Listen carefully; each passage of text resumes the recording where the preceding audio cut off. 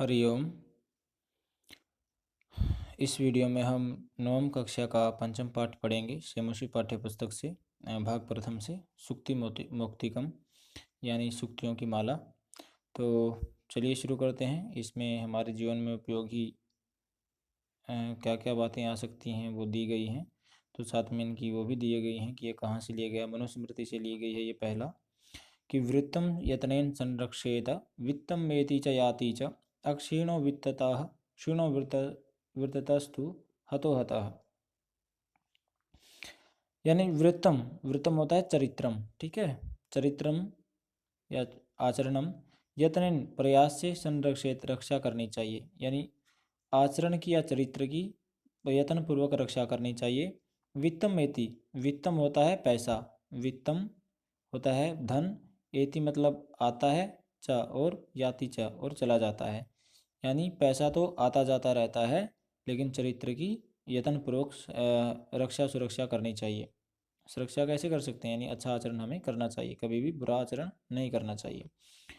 अक्षीणो वित्तत, अक्षीणो मतलब सुविधा संपन्न,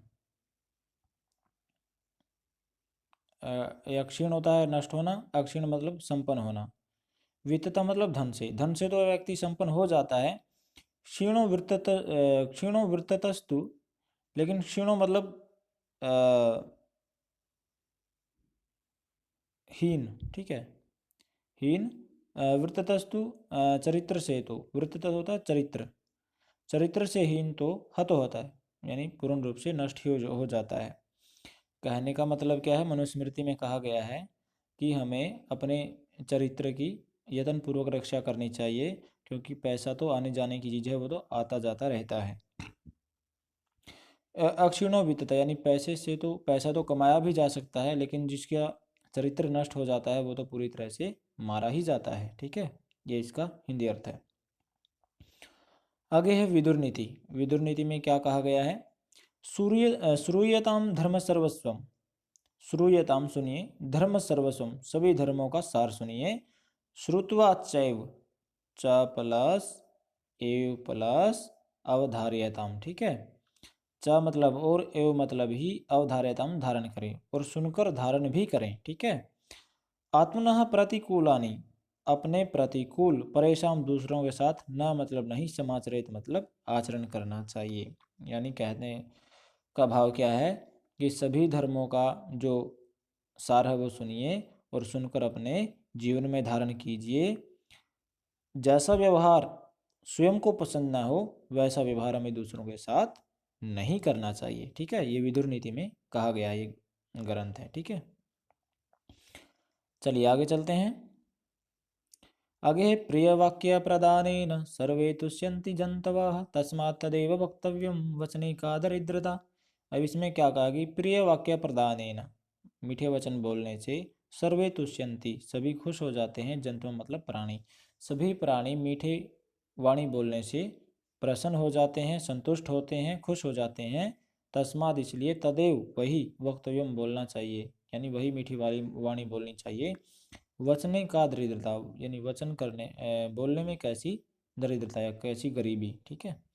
तो इसका चाणक्य नीति में कहा गया है ये श्लोक। तो क्या कहते हैं कि प्रिय वाक्य बोलने से, मीठी वाणी बोलने से सभी व्यक्ति या सभी प्राणी खुश हो जाते हैं, इसलिए हमें मीठा वचन ही बोलना चाहिए, हमें बोलने में गरीबी नहीं दिखानी चाहिए, ठीक है।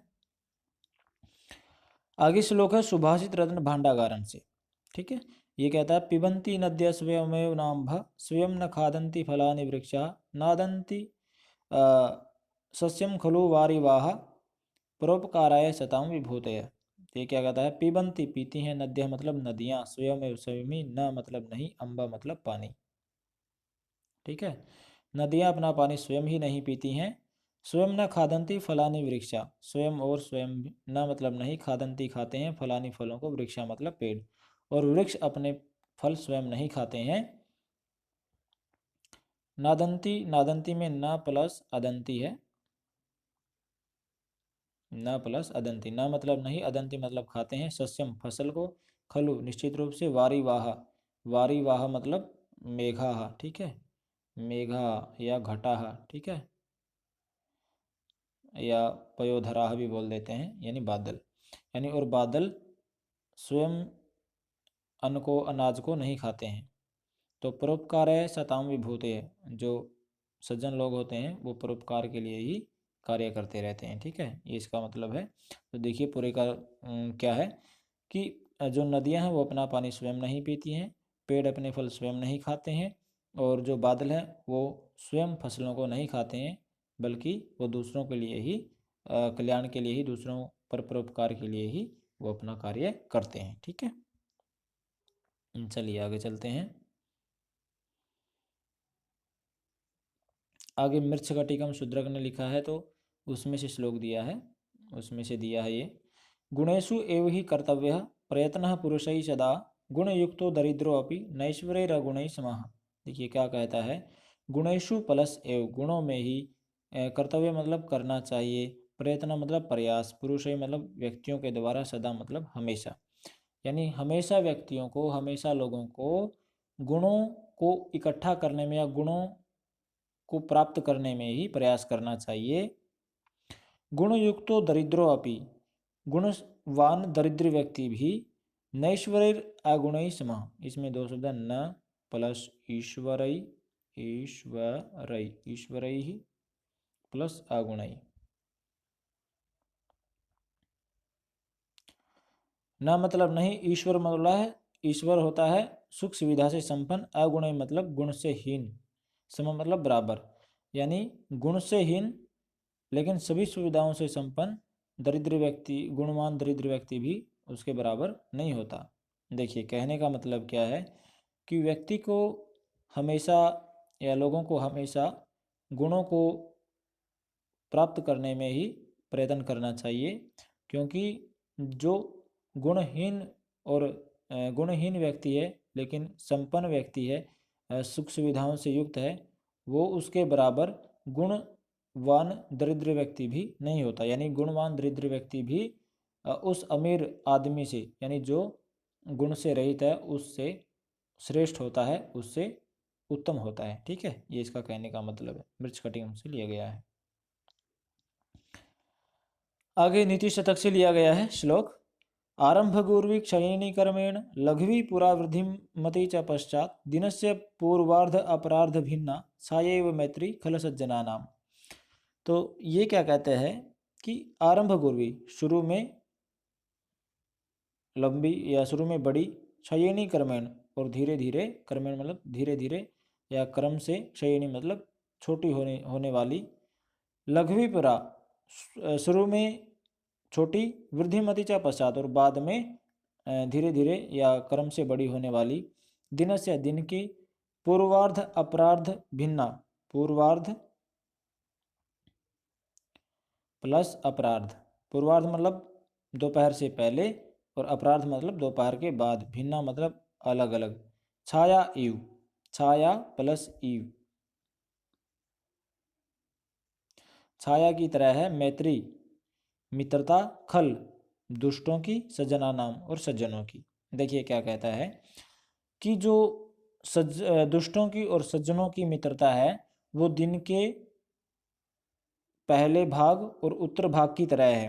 क्योंकि जो कैसे, क्योंकि जो दुर्जनों की जो या बुरे लोगों की जो मित्रता है वो आरंभ में तो बड़ी होती है, लेकिन आरंभ में तो बड़ी होती है लेकिन धीरे धीरे वो नष्ट होती जाती है, धीरे धीरे कम होती जाती है। जिस प्रकार सूर्योदय में जो परछाई होती है वो बहुत लंबी होती है सुबह सुबह, लेकिन जब सूर्य चढ़ता जाता है आकाश में, समय बढ़ता जाता है तो वो छोटी होती जाती है। वैसे ही दुर्जनों की जो मित्रता है वो आरंभ में तो बहुत लंबी होती है लेकिन धीरे धीरे वो घटती जाती है। लेकिन जो सज्जन है उनकी मित्रता आरंभ में लघवी यानी शुरू में छोटी होती है, यानी जिस प्रकार दोपहर को छाया छोटी होती है, लेकिन जब सूर्य धीरे धीरे ढलता जाता है तो वो छाया बढ़ती जाती है। तो उसी प्रकार जो सज्जनों की मित्रता है वो बाद में बढ़ती जाती है। ये इसका कहने का मतलब है। यानी दुर्जनों और सज्जनों की मित्रता दिन के पूर्व भाग और उत्तर भाग की छाया की तरह है, जो आरंभ में तो दुर्जनों की मित्रता आरंभ में तो लंबी होती है लेकिन वो धीरे धीरे घटती जाती है, और सज्जनों की मित्रता आरंभ में छोटी होती है लेकिन वो धीरे धीरे बढ़ती जाती है। इसका कहने का मतलब ये है। ठीक है, चलिए आगे चलते हैं।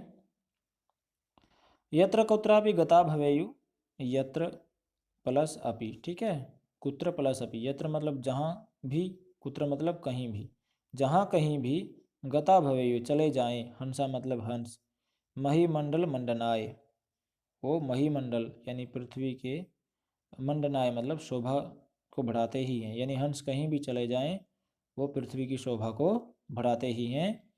हानिस्तु तेषाम ही सरोवराणाम, हानि तो तेषाम उन ही, उनकी ही, सरोवराणाम जलाशयों की या तालाबों की, हानि तो उन तालाबों की ही है, ये शाम जिनका मराले ही सह हंसों से विप्रयोग अलगाव होता है, यानी हंस जिस तालाब को छोड़कर जाते हैं हानि तो उनकी ही है, लेकिन हंस चाहे कहीं भी चले जाएं वो पूरी धरती की धरती पर कहीं चले जाए वहाँ की शोभा ही बढ़ाते हैं। ठीक है, ये इसका अर्थ है।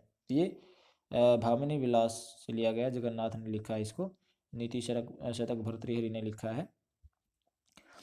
तो इसका कहने का मतलब है कि हंस कहीं भी चले जाएं वो पृथ्वी पर शोभा ही बढ़ाते हैं, लेकिन हानि उनकी होती है जिस तालाब को हंस छोड़कर चले जाते हैं। ठीक है, तो आगे ही तो उपदेश से लिया गया वाक्य, ये आपने अष्टमी कक्षा में भी पढ़ा होगा।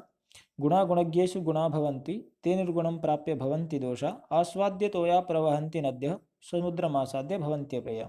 देखिए क्या कहता है कि गुणा गुणज्ञेषु गुणा भवन्ति, गुण जो होते हैं वो गुणों को जानने वालों में ही गुण रहते हैं। ते निर्गुणम प्राप्य, जब वो किसी दुष्ट के पास चले जाएं तो भवन्ति दोषा, वो दोष हो जाते हैं। यानी गुणशाली व्यक्ति में, गुणों को जानने वाले व्यक्तियों में ही गुण रहते हैं, लेकिन निर्गुण को प्राप्त होने पर, दुष्ट को प्राप्त होने पर वे दोष हो जाते हैं। किस प्रकार? जिस प्रकार आस्वाद्य तोया प्रवहंती नद्य, आस्वाद्य तोया मतलब पीने लायक पानी, प्रवहंती नद्य नदियाँ पानी बहाती हैं, यानी नदियाँ मीठा पानी बहाती हैं। समुद्र में आसादे, लेकिन समुद्र में मिलकर भवंती अपया, वो पीने लायक नहीं रहता। ठीक है, भवंती प्लस अपया, इसमें दो शब्द हैं, वो पीने लायक नहीं रहता। हितोपदेश से लिया गया है ये, तो इसकी एक बार फिर से देख लीजिए पूरे की हिंदी क्या है कि गुणों को जानने वाले व्यक्ति में ही गुण रहते हैं, लेकिन जब वो निर्गुण को या दुष्ट को प्राप्त हो जाएं तो वो दोष बन जाते हैं।